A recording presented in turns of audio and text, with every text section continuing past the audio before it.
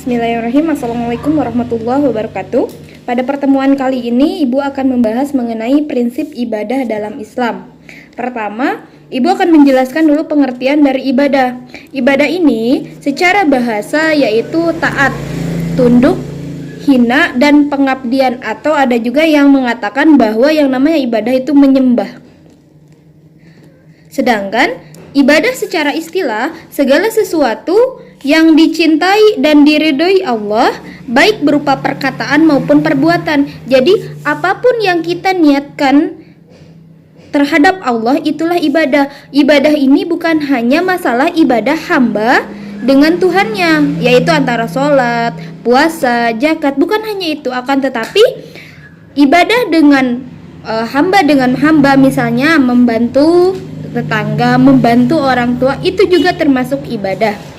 Nah, supaya lebih jelasnya lagi, kita bahas mengenai macam-macam ibadah. Dari segi secara umum dilihat bahwa ibadah ini dibagi menjadi dua. Ada ibadah mahdhah, ada ibadah ghairu mahdhah. Nah, apa itu ibadah mahdhah? Ibadah mahdhah yaitu suatu ibadah baik itu berupa praktek ataupun perbuatan yang ada tuntunannya dari Allah. Tuntunan seperti apa? Ada tuntunan secara jelas dan masuk ke dalam ibadah utama.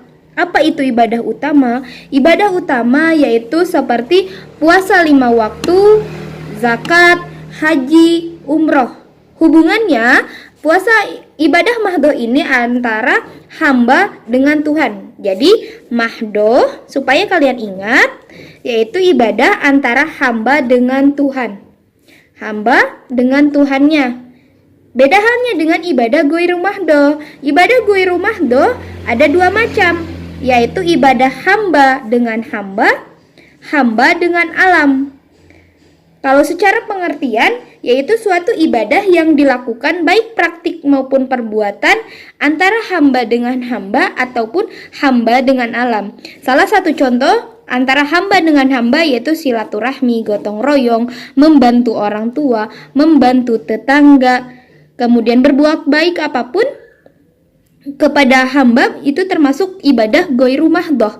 Sedangkan salah satu contoh ibadah hamba dengan alam, misalnya kita merawat tanaman, menanam pohon, nah itu termasuk ibadah juga dan masuknya ke dalam ibadah ghairu mahdhah.